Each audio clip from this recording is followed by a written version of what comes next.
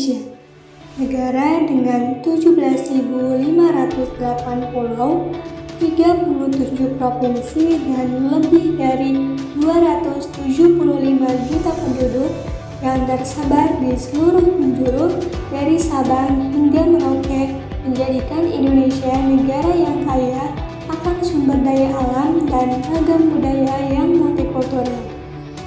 Seiring dengan pertumbuhan jumlah penduduk setiap tahunnya, kepadatan penduduk juga semakin tak terhindarkan.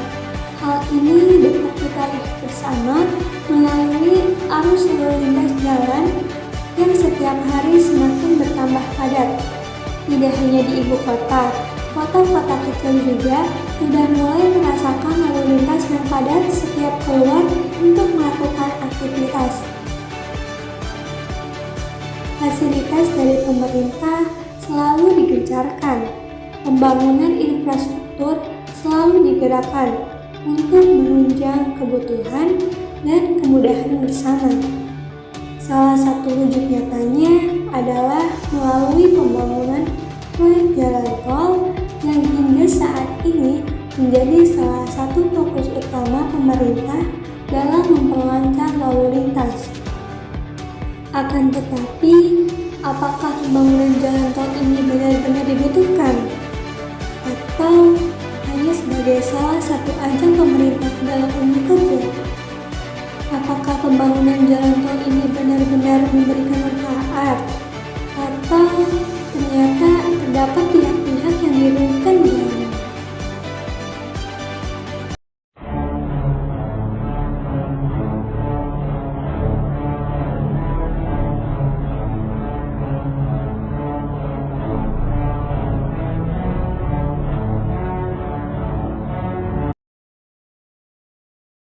Jalan tol merupakan jalan bebas hambatan yang merupakan bagian dari sistem jaringan jalan dan menjadi jalan nasional, di mana penggunanya diwajibkan membayar.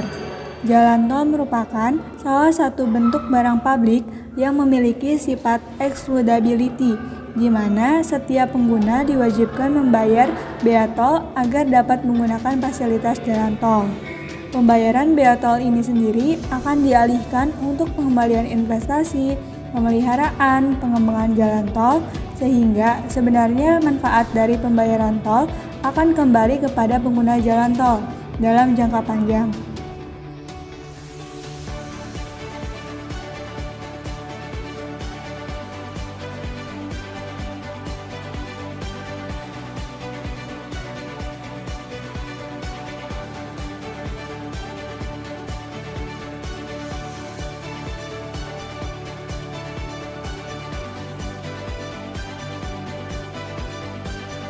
Pembangunan jalan tol tidak hanya dilakukan oleh pemerintah, tetapi tidak menutup kemungkinan apabila pihak swasta mengambil alih proyek pembangunan jalan tol. Pembangunan jalan tol di Indonesia hingga bulan Juni 2022 tercatat secara keseluruhan telah mencapai sepanjang 2.500 km, di mana terbagi menjadi 66 ruas jalan tol dan 46 badan usaha jalan tol yang ada di Pulau Jawa, Pulau Bali, Pulau Sumatera, Pulau Kalimantan, hingga Pulau Sulawesi. Hingga saat ini setidaknya terdapat 54 proyek jalan tol di seluruh Indonesia yang dikategorikan sebagai proyek strategis nasional, di mana dana yang dibutuhkan untuk pembangunan infrastruktur ini mencapai 6.445 triliun menurut Rencana Pembangunan Jangka Menengah tahun 2020 sampai dengan 2024. Indonesia membangun jalan tol dari masa ke masa. Pembangunan yang ditujukan untuk meningkatkan pemerataan hasil pembangunan dan keadilan bagi seluruh rakyat Indonesia, memperlancar lalu lintas daerah yang berkembang, meningkatkan pelayanan distribusi barang dan jasa, serta meringankan beban dana pemerintah melalui partisipasi pengguna jalan ternyata menuai pro kontra dalam pelaksanaannya.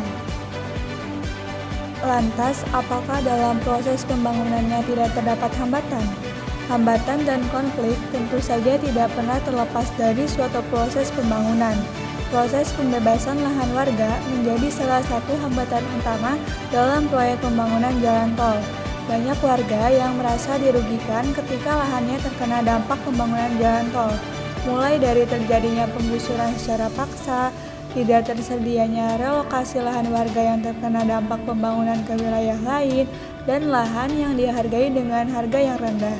Terlebih, lahan yang terkena dampak pembangunan merupakan lahan milik pribadi, di mana nantinya akan digunakan sebagai salah satu proyek nasional yang bersifat publik. Ini sudah berulang kali, penutupan ini sudah berulang kali. Tapi seolah-olah kami tidak mendapatkan perhatian khusus soal terkait pembayaran kami. Kami berperkara dari tahun 2000. Sekarang sudah tahun 2022, berarti sudah 22 tahun. Dan belum kunjung selesai. Pelaksanaan proyek juga dirasa merugikan beberapa masyarakat, sebab berdampak pada tata ruang lahan pertanian secara keseluruhan di Pulau Jawa, memotong alur sungai, saluran irigasi, pembangunan jalan tol juga akan membuka kawasan pemukiman dan industri baru sehingga mengurangi luas lahan pertanian. Dalam prosesnya juga akan mengakibatkan timbulnya polusi udara dan suara. Dari hambatan-hambatan tersebut mengakibatkan timbulnya konflik antara pihak pengelola proyek dan warga yang merasa sangat dirugikan. Padahal banyak warga yang mengungkapkan mereka akan mendukung dan mengapresiasi proyek yang termasuk sebagai proyek nasional ini jika diberikan kompensasi yang sesuai.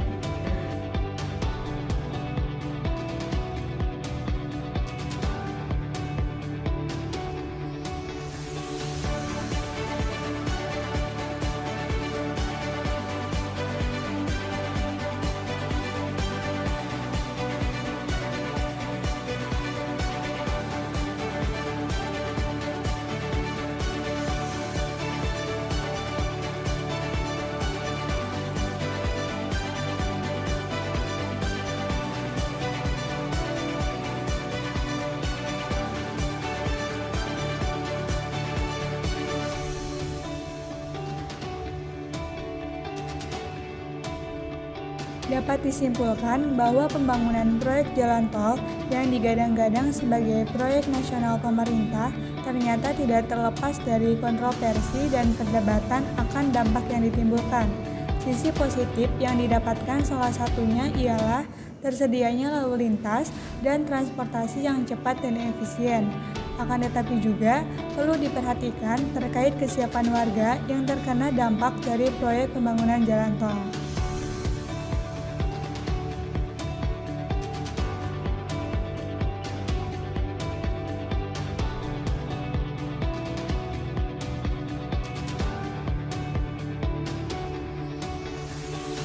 Pemerintah perlu mempertimbangkan segala konsekuensi atas tindakan dan kebijakan yang diterapkan seperti melakukan musyawarah dan kesepakatan secara kekeluargaan antara pihak pengelola proyek jalan tol dengan warga yang terkena dampak pembangunan jalan tol. Pemberian uang ganti rugi yang sesuai dengan nilai tanah atau bangunan yang digusur sesuai dengan prinsip HAM. Relokasi bangunan untuk warga yang terkena penggusuran di wilayah lain, relokasi untuk UMKM di sekitar rest area ruas jalan tol untuk memulai usahanya di sana di mana penempatan ini mampu dijangkau dengan mudah oleh pengunjung, di mana akhirnya jika dikelola dengan baik dan tidak hanya memperhatikan kepentingan investor dan kelompok tertentu, diharapkan industri jalan tol juga mampu menjadi salah satu alternatif perluasan lapangan kerja di Indonesia.